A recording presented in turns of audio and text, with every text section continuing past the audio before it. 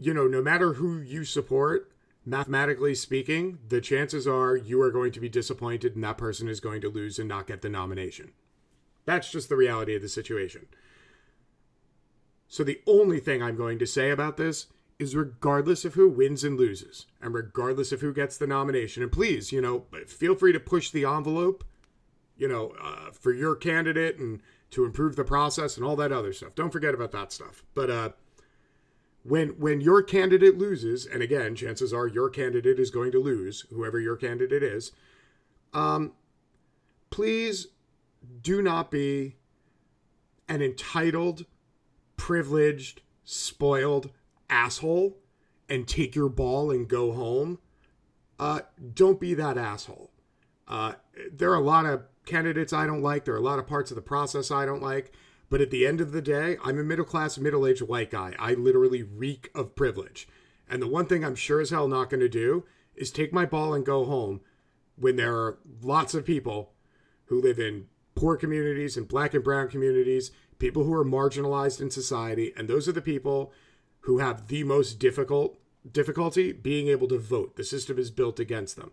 So, regardless of who it is, I'm going to go out there and I'm going to pull a lever because I shouldn't be voting for myself. I should be voting for the person who has the most to gain and the most to lose.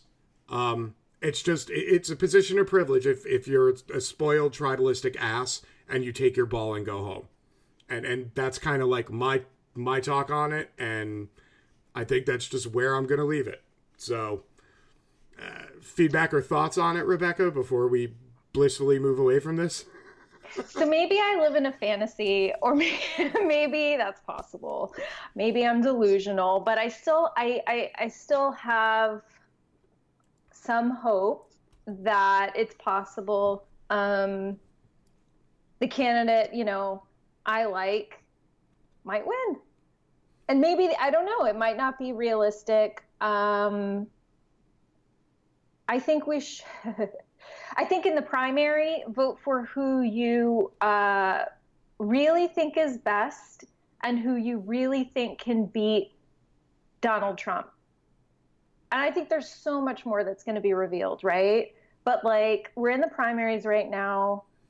We're not there yet in the general election where we have to have those conversations. Like, can we pull the lever for, let's say, somebody who we really, really, really don't like, a corporate Democrat or this kind of thing. It's still the primaries. Vote for who you think is best and who can beat Donald Trump.